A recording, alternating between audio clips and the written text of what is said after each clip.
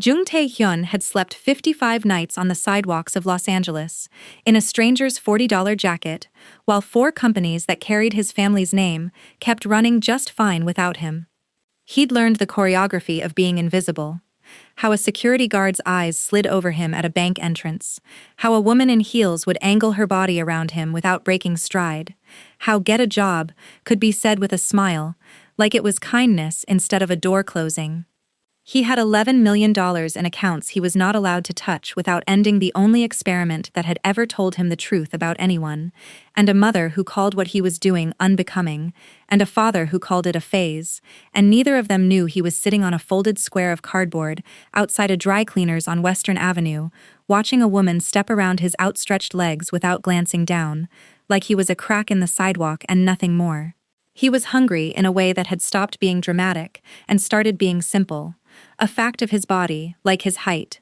Then a woman in a gray blazer, already late for something, crouched down in front of him anyway, held out half a sandwich still warm from her own hand, and asked him his name like the answer mattered. He almost forgot how to give her the real one. Welcome back. If this is your first time here, part 1 is everything you need. Subscribe and hit the bell so you never miss what comes next. Now let's get into part 1. 3 weeks before that sandwich, Tae-hyun had sat across from his father in the study of the Hancock Park house and listened to a proposal that had nothing to do with him. The Song family flies in from Busan on the 14th, his father, Jung Tae-hyun, said, not looking up from the papers in front of him. You will meet Yuri. You will be seen with her at the Chamberlain fundraiser. You will not embarrass this family the way you embarrassed it at the Ho wedding. I didn't embarrass anyone at the O wedding. I left early. You left with the caterer's daughter's phone number and no explanation. His father finally looked up. I am 61 years old, Tae-hyun. I built 4 companies from a single import license, and I intend to hand them to a son who understands what they are worth, not to a son who thinks love is something that happens to him in an elevator. His mother, Yoon Mi-suk, said nothing from the doorway, which was its own kind of argument. She had liked exactly one of his choices in 29 years, and none of them had been a woman. Tae-hyun didn't argue that night. He'd learned that arguing with his father was like arguing with weather. The outcome didn't change, only the length of time you spent getting wet. Instead, he did what he always did when a decision closed in on him from every side at once. He went looking for the one variable nobody had accounted for. He thought about every woman he had dated since he turned 22. Han Ji-hye, who had memorized his shoe size before she'd learned his mother's name. A senator's daughter who'd asked, on their 3rd date, what his portfolio situation looked like, phrased exactly that carefully, like she'd rehearsed it. A woman in Seoul who cried real tears when he ended it, and was engaged to a shipping heir 4 months later. He was not naive enough to think all of it had been performance, but he could no longer tell, sitting across from any of them, which parts were her, and which parts were the 4 companies standing behind him like a wall he didn't know he'd built. If his father wanted him married inside a year, Tae-hyun wanted, once, to know what it felt like to be chosen by someone who had absolutely nothing to gain from choosing him. He told exactly one person the plan. Choi Woo-jin had been at his side for 11 years, first as a driver, now as the only man in the organization who could reach him without an appointment. Woo-jin heard the whole thing standing in a parking garage and said flatly, "You want to disappear. I want to test something. You want to sleep on the street in a city with your own name on 2 buildings. Not with my name on them. That's the point." Tae-hyun pulled off his watch and held it out. You keep this running. If anything real happens, my father, the business, anything that can't wait, you find me. Otherwise you don't. 90 days, Woo-jin. Then I go home and marry whoever they've picked, if that's still what I decide to do. Woo-jin didn't take the watch right away.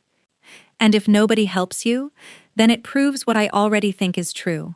Tae-hyun said it without any drama in his voice, which was somehow worse than if he had. That nobody looks past what I can give them, not even you, if I ask you to stop protecting me. He gave away his phone, his cards, everything with his name printed on it. He kept $11 in cash and a coat that had cost more than most people's rent, which he traded on his second night for a stranger's jacket and $40 because a coat that fit too well drew questions he didn't want to answer. By the end of week 1, he understood something he had never once had reason to learn, that a man standing on a sidewalk asking for nothing gets read by strangers in under 2 seconds, and almost everyone decides the same thing about him, and moves on. The women were the part that surprised him. Not because he expected kindness from them specifically, he'd stopped expecting kindness from anyone within the first 10 days, but because he had spent his whole adult life being chosen, and now he stood on the other side of that choosing, invisible in a completely different way than he'd ever practiced. A woman in scrubs stepped past him outside a Ralph's and muttered, "Get it together," under her breath, not even cruel about it, just tired, like his existence was an inconvenience to her commute. A woman on a first date outside a restaurant on Wilshire looked straight through him while she waited for her Uber, close enough that he could smell her perfume, and never once registered that a person was sitting 3 feet from her shoes. He wasn't angry about it. That was the strange part. He simply filed it away, the way he'd once filed away shipping manifests and quarterly numbers, building a picture one data point at a time. Imani Grant was data point number 200 and something by the time she crouched down in front of him, outside the dry cleaners on Western. Though he didn't know her name yet, and she didn't know she was being counted. "You've been out here every day this week," she said. Not a question. She'd clearly clocked him before, the way people who work the same block start to notice fixtures. "I've been out here longer than that." "How long?" 55 days. He said it plainly, and watched something shift in her face. Not pity, which he'd gotten used to deflecting, but something closer to arithmetic.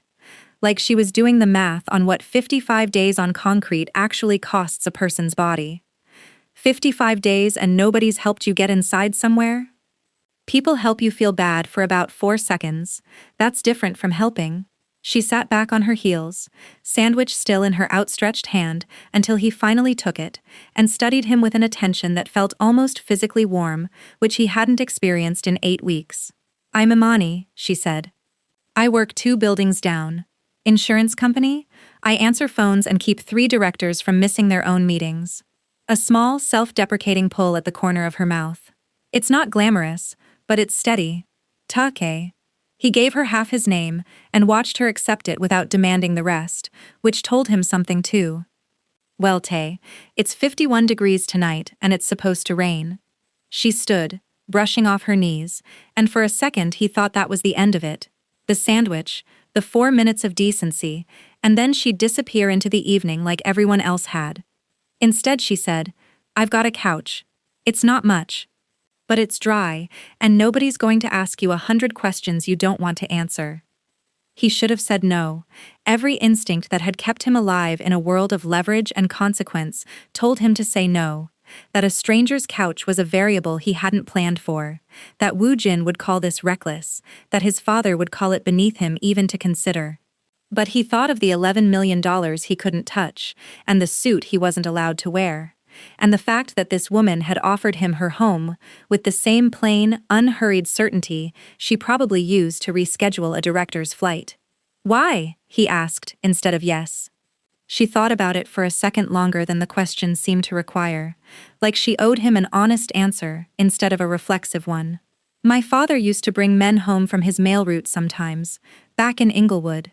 Guys he'd pass every day on the same corner, in weather that would have put anybody else in a hospital. My mother would set an extra plate without being asked. I grew up thinking that was just what a table was for. Extra plates."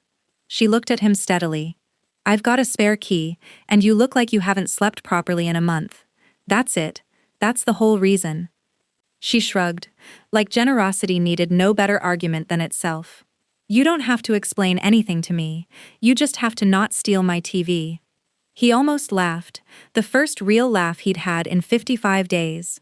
"I don't want your TV." "Good. Come on then. It's a 15-minute walk and I've got leftovers." If you've ever wondered what a real test looks like, not a promise, not a performance, just a woman handing a stranger a key because it was the right thing to do, stay with this one, and subscribe to help us grow if it's already got you hooked. Comment if you think she'd have done it if she knew who he really was. We're just getting started. Imani's apartment was a one-bedroom above a laundromat in a neighborhood where the rent had crept up twice in 3 years, and her own salary hadn't kept pace with it. She gave him the couch and, without making a production of it, gave him the good pillow too. She was the only child of Robert and Diane Grant, who had raised her in a 2-bedroom house in Inglewood on a mail carrier's pension and a home health aide schedule, and she had grown up understanding money as a thing you stretched, not a thing you had, which was exactly why, when she handed Tae-hyun a spare key on his second night, she said, "I can't do much, but I can do this." He learned her rhythms the way he'd once learned board members' tells. She left for work at 7:40 sharp. She hummed when she cooked, and went silent when worried about her parents' bills. She kept a jar labeled emergency, with $11 and change in it, which made him think, with an ache he wasn't prepared for, of the $11 he'd started this experiment with. She never once asked him for money, because she assumed, correctly by every visible sign, that he had none. He applied for jobs the way a man on the street actually has to, standing in line at a temp agency on Vermont, filling out a paper application at a hardware store that never called back, walking 4 miles because bus fare mattered when your total assets were $40 and a stranger's spare key. He was good at almost none of it, not because the work itself was hard, but because 11 years of being deferred to had left him unpracticed at being told no by a manager half his age, and he found, to his own quiet surprise, that he respected the men and women standing in that line with him more than he respected most of the people who'd sat across from him in boardrooms. At night, he and Imani split whatever she'd cooked, and she talked about her parents, her father's knees, which were going, and her mother's blood pressure, which worried her more than she said out loud, and about how she was the only one of them who'd finished college, on loans she was still paying off 8 years later, and how every promotion she'd almost gotten had gone instead to someone whose father golfed with the regional VP. "You ever think about doing something else?" he asked her one night, 3 weeks in, doing the dishes, because it was the only currency he had to offer. "Every day." She said it without bitterness. "But something else costs money I don't have, and time my parents don't have me to spare. So I answer phones, and I keep 3 men who make 4 times my salary from missing their own meetings, and I go home." She glanced at him. "What about you? 55 days when I found you. You ever think about what got you there?" It was the first time she'd asked directly, and he felt the shape of a lie forming automatically. The one he'd rehearsed, vague and unremarkable. A lost job, a bad year. But something about the emergency jar on her counter, $11 and change, made the rehearsed version feel obscene in his mouth. "I made some decisions," he said instead, which was true in every sense she couldn't see, "that cost me everything I thought I could count on. I'm still finding out what's actually mine." She nodded like that answer, incomplete as it was, satisfied something in her that a fuller lie wouldn't have. "Well," she said, "for now, some of what's mine is yours, and I mean that plainly. Couch, key, whatever's in the fridge, that's not nothing." It wasn't nothing. It was, by day 40 of knowing her, the most honest transaction of his adult life, and he had contributed nothing to it but his presence. Choi Woo-jin found him on day 61, standing outside the hardware store where Tae-hyun had just failed, again, to get hired. "Your father is asking questions," Woo-jin said, low, standing close, so the two of them looked like nothing more than men on a sidewalk. "Yuri Song's family wants a date, not a meeting, a date, on a calendar, for an engagement dinner. Your mother told them August. I told you very clearly not to come unless it was real. Your father moving the wedding up by 6 full weeks is real, Tae-hyun." Woo-jin's eyes flicked past him, toward the apartment building 4 blocks north where Tae-hyun now spent his nights, and something in his expression shifted. Not judgment exactly, but a kind of wary curiosity. "You've been at that woman's place for a whole month now. 5 weeks. You know her name yet? The real reason, I mean. Not the sandwich story." In the 5 weeks since Imani had handed him a spare key, he had watched her split a rotisserie chicken into 4 meals so it would stretch through the week, watched her wire $80 to her mother without a flicker of resentment, watched her fall asleep at the kitchen table over a stack of bills with a pen still in her hand, and he had never once, in 11 years surrounded by people angling for something from him, watched anyone give this consistently to someone they believed had nothing to give back. "I know exactly who she is," he said finally. "That's the problem. Going home now means choosing between her and something I can't explain to her without ending it. So end the experiment. Tell her. Today." Woo Jin's voice had an edge Tae-hyun rarely heard from him. "You're not protecting her by lying to her for 2 more months. You're protecting yourself. 90 days, Woo Jin. That was the deal I made with myself, and I'm not done." He held up a hand before Woo Jin could argue further. "I need to know if what's happening in that apartment survives contact with the truth. Not just whether she loves the version of me she's met, whether she can trust the version of me I actually am. Those aren't the same test. And if your father sets the wedding for September regardless of what you decide, then I'll have 30 days less than I planned, and I'll use every one of them." He looked north, toward the apartment, toward a light he knew would still be on, because Imani never went to bed before 11. "Tell my father I need until October. Tell him whatever buys me the time. But do not tell him where I am, and do not tell him her name." Woo Jin studied him for a long moment. 11 years of reading Tae-hyun's silences had made him fluent in exactly this kind of stubbornness, and finally exhaled through his nose, the closest he ever came to conceding an argument. "October. I'll hold him to October. But you should know," he added, already turning to go. "Your mother asked me last week whether you'd ever really loved anyone who wasn't trying to get something from this family. I didn't have an answer for her." "Give her one in October," Tae-hyun said. "I'll have one by then." He walked back to the apartment alone, past a corner store where he still couldn't afford anything on the shelf, and let himself in with the key Imani had given a man she believed owned nothing, and understood, standing in her narrow hallway with the smell of her cooking in the air, that he had never in his life felt less poor. He's got 30 extra days, and a lie that's about to run out of runway. Like this, if you're already bracing for the moment she finds out who's actually been sleeping on that couch, and subscribe to help us grow so you're here for it. We're closer than you think.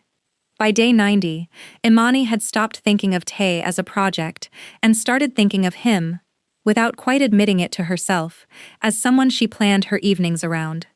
He had a part-time job by then, stocking shelves at a grocery store 4 nights a week, work he did with a diligence that made her suspect, more than once, that whatever life he'd lost before she found him had trained him for something a great deal more demanding than folding produce boxes. He'd started paying her back in small ways she pretended not to notice, fixing the cabinet hinge that had squeaked for 2 years, replacing the $11 in the emergency jar with $11 of his own the first week he got paid, exact to the cent, which had made her laugh until she had to explain why it meant so much. "You didn't have to do that," she'd said. "I know," he'd answered quietly. "I wanted the jar to say something true again." She thought about that sentence more than she let on. Her mother, Diane, met him for the first time on day 87, over a Sunday dinner Imani had been nervous about for a week, and afterward, drying dishes in the small kitchen, Diane had said only, "That man watches you the way your father used to watch me, before the knees went bad, like he's still deciding you're worth the trouble, and still landing on yes every single time." Imani hadn't had an answer for that, only a warmth in her chest she recognized as something she hadn't let herself feel in a long time, not since a college boyfriend had made it clear, gently, and then not so gently, that her family's finances were a liability he hadn't signed up for. She had never once told Tae about that boyfriend. She didn't need to. Every quiet thing Tae did, never flinching at the thinness of her fridge, never once suggesting she should want more than the life she'd built stretching a mail carrier's pension into a college degree, told her he understood exactly what it cost to come from nothing and still show up with your hands open. On the evening of day 90, he came home earlier than usual, in a shirt she didn't recognize, and asked her to sit down at the kitchen table instead of the couch, which was so unlike him that her stomach dropped before he'd said a single word. "I need to tell you something," he said, "and I need you to let me get through all of it before you say anything." "Tae, you're scaring me." "My name isn't Tae." He said it steadily, the way he'd once delivered numbers to a boardroom, because it was the only way he knew how to say something this large without his voice breaking around it. It's Jung Tae-hyun. My father owns 4 companies you've probably heard of, and one day, if I don't find a way to refuse it, all of it becomes mine. I wasn't homeless because I lost something, Imani. I gave everything up on purpose, for 90 days, because I needed to know if a single person in this city could look at me with nothing and still choose to be kind. The silence that followed felt longer than 55 days on a sidewalk. You lied to me, she said finally, slowly and quietly. For 3 months. I let you believe a true thing about the parts of me that matter, and I hid the parts that don't. He held her gaze, refusing to look away from what he'd started. Every dollar I didn't have was real. Every night on that couch was real. The only thing I hid was a name and a bank account, because every woman who's ever known both has loved the bank account first and figured out how to tolerate the rest of me later. And you thought I'd be different. I didn't think it, I tested it. And you gave a stranger your last key and split your last chicken into 4 meals and never once asked what I could do for you. His voice caught, finally, on the next part. I've never had that before, Imani.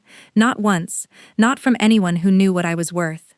She stood up from the table and walked to the window, arms crossed, looking down at the same street where she'd first crouched in front of him with half a sandwich, and he let her have the silence, because he'd learned in 90 days that she needed room to work through things in her own time, not his.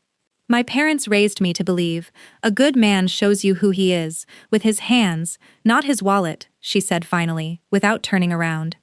You did that. For 3 months, you did that every single day. She turned back to face him, and her eyes were wet, but her voice wasn't shaking. I'm not angry that you were poor, Tae-hyun. I'm angry that you let me fall in love with someone you weren't sure was safe to be honest with. I'm sorry for that part. I'm not sorry for any of the rest. I need some real time, she said, quietly. Not to decide if I still. She stopped, started again. Just time. To understand which parts of the last 90 days were real, and which parts were an experiment I didn't know I was in. All of it was real, he said. I promise you that. The experiment was only ever about me finding out what I already suspected the moment you handed me that key. Jung Tae-hyun's study in Hancock Park looked exactly as it had 91 days earlier. The same papers, the same tight silence from the doorway where Yoon Mi-suk stood with her arms folded. October, his father said. You disappear for 3 months and come back asking for more time, not less. I'm not marrying Yuri Song. You will marry whoever secures this family's position, Tae-hyun. This is not a discussion. I found someone who chose me with nothing to gain from it. I'm not walking away from that to marry a stranger for a shipping contract. Tae-hyun met his father's eyes without flinching, the same steadiness he'd learned on a sidewalk with $11 in his pocket. She's the only daughter of a mail carrier and a home health aide. She has no fortune, no family name that means anything to you, and she is the only person in 29 years who has ever treated me like I was worth something when I had nothing at all. His mother spoke for the first time. A poor girl. Their only daughter, with no one to marry into money for either. What does a family like that bring us, Tae-hyun? Nothing you can put a price on, he said, which is exactly why I trust it. His father's jaw tightened, the expression of a man recalculating a plan he had assumed was settled. This conversation is not finished. No, Tae-hyun agreed, already turning toward the door, toward a small apartment above a laundromat, where a woman was still deciding whether 90 days of truth could outweigh one lie about a name. It isn't. Not even close. He told her everything, but she hasn't said yes to anything yet, and his parents just declared war on the whole idea of her. Comment who you think breaks first, his mother or her trust in him. Part 2 is coming.